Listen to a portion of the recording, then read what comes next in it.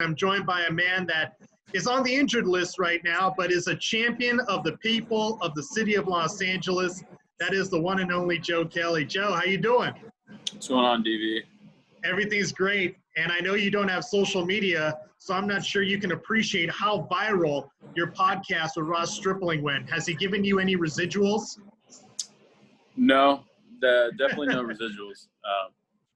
I don't really care about the viralness. I was more on the fact that I kind of wanted people to understand where I was coming from, and I wanted people to understand and get a grasp on, I guess, just giving them some insight on what happened. And for Ross, it's good for him. It's kind of funny. I haven't spoken to any media. It's weird because of the pandemic. There's no media around. So Ross, by default, was the only media around. And I said, hey, Ross, I have something I want to say. And Ross was like, hey, remember that one time in spring training you said you want to do my podcast this year? I said, oh, yeah. I said back to Ross, I said, hey, I want to do the podcast. So we did the podcast. We got San Diego. And his boy Cooper, who's the other guy on the podcast, his only dream in life was to be on ESPN, just to be on the bottom ticker. And apparently he made his dream. So, I'm just making people's dreams come true, with some knowledge here and there. And for Ross, it's great for Ross. Ross obviously has a great podcast, and that's what he's passionate about.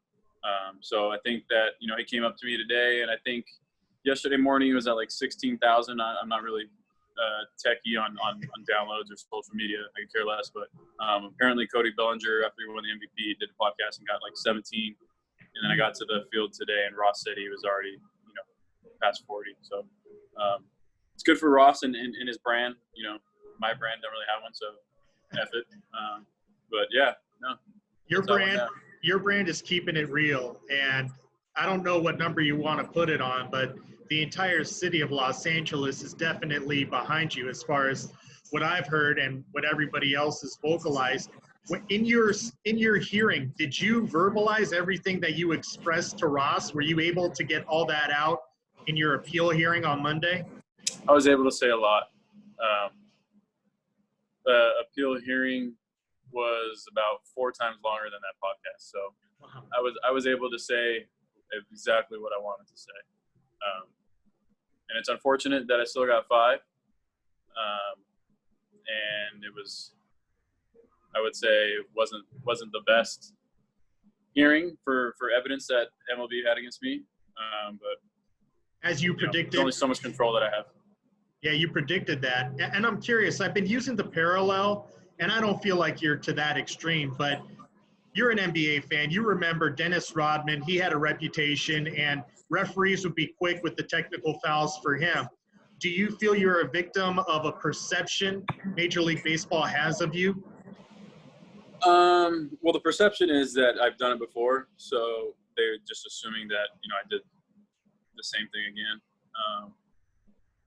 And which is why these things go to appeals, right? You have evidence and you provide your evidence. And based on the evidence that both sides put together, if it was in front of let's say 100 different people who don't know anything about sports, and you provide evidence and you show them both sides of the case, or both cases from each side and both arguments, and even with prior felonies, so to speak, that I have on my record, like I said, if you just put it out in the open, I would be willing to bet my career earnings that I would get 90% of the vote. Yeah, I think so. Everything from what we saw, the punishment did not fit the crime. And one other big takeaway I took from Ross Stripling's podcast was your defense of people that did not have immunity and their lives were turned upside down, specifically former Dodger and your former manager, Alex Cora. Yeah. Why did you feel so strongly to go that route and to defend him in particular? Why did I go? Because that's exactly what needed to be said. There's only so much that I guess that people – there's only so much that people could read and so much that people could hear, and it's from the people were speaking at that time. Alex Cora is a respectable man, and he hasn't opened his mouth on any of these incidents. And I'm pretty confident that he will when the time is right. He feels like the time is probably not right, but let's just say that what I said and what has been said has come across, as kind of eye-opening for some people. But for AC himself, I just know that, it is whatever I said. I know that there's some things that he could probably say, but he just hasn't chosen to take that route. And the only reason why I'm saying that is because, I wasn't too happy with my suspension, and I just kind of want to let people know that, although this is a business and a workforce and a workplace, that, there's crooked and fraud all over, from the top to the bottom of any kind of workplace, in MLB or NBA or NFL, and all these sports are fall victim to the same kind of things. Joe Kelly is our guest. All right, Joe, let's talk about on the field. You've been teammates with Mookie Betts for quite some time in Boston, and now this year with the Dodgers. You've seen him hit 3 home runs in a game. What can you say about what he did last night? And I'm sure you were not surprised. No, I've definitely seen it. I got traded over in 2014. And I think 2014, I think he got called up maybe in 13 or maybe 14 at the end. I would say at the end of 13 probably. But in 14, I played with him. And, obviously David Price isn't with us, but David Price with him. And Mookie has done it, obviously, 5 times before that. And the last time that Mookie did that, DP sent us a group text to the team and goes, he was just pumped up because the last time Mookie did that, DP was all about it and cheering him on. And Mookie told DP that, it was a once in a year type thing, because honestly, if you go look at his stats, I'm pretty sure he's correct, because when I was with him, I've seen him hit 3 homers. I think he literally does it. I could be wrong, but I haven't looked it up. But I think he literally does it once a year since he's got called up. So that's his 6th time, which would make sense. This is his 6th full year in the big leagues, and he'd be a free agent after this year. So it honestly makes sense that he does do it once a year. So he said he was just keeping with tradition. He had his 3 home run game last night, which is special. He's tying the all-time record. He's a fantastic baseball player, and things like that, games like that, not necessarily 3 home runs, but getting on base 4 times, providing defense is something that I've seen throughout my career. And, for Dodger fans to witness that, Mookie, that's just the talent that he has. And, early on this year, he's been playing great baseball.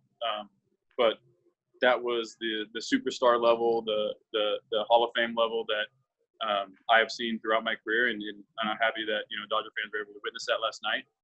That's just kind of a little bit of what, Mookie Betts is all about. And I don't think it was a coincidence he did it the night that he was leading off, right? Oh, he's a great leadoff hitter. Yeah, I didn't realize that. Since I played with Mookie in Boston, he batted leadoff, pretty much every game. I think maybe they try to tinker with it, once or twice.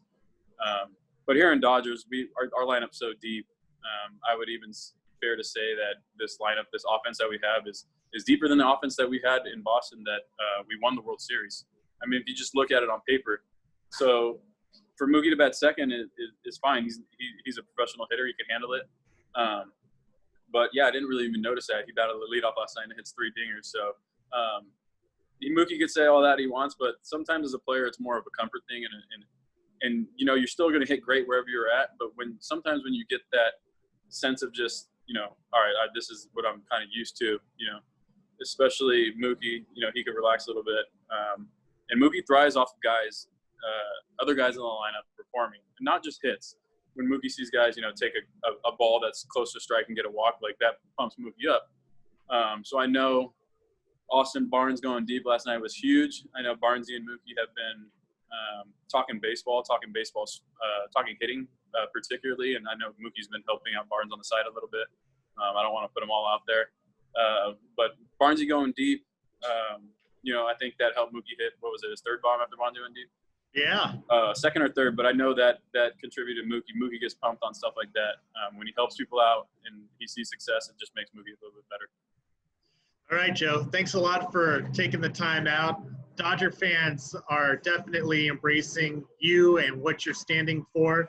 And one of these nights, I want you to feel that love from the fans. So maybe you could call in and take some of the calls with me on Dodger Talk.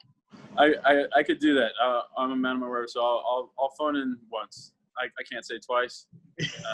I might be able to do it while I'm on the injured list and get my 5 games. So I could definitely call in and be part of whatever your show's called.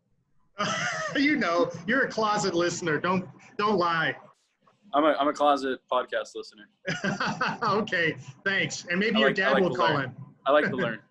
Thank you, Joe. All right, thanks a lot for the time, and LA's behind you. All right, DV. I'll see you later. Thank you.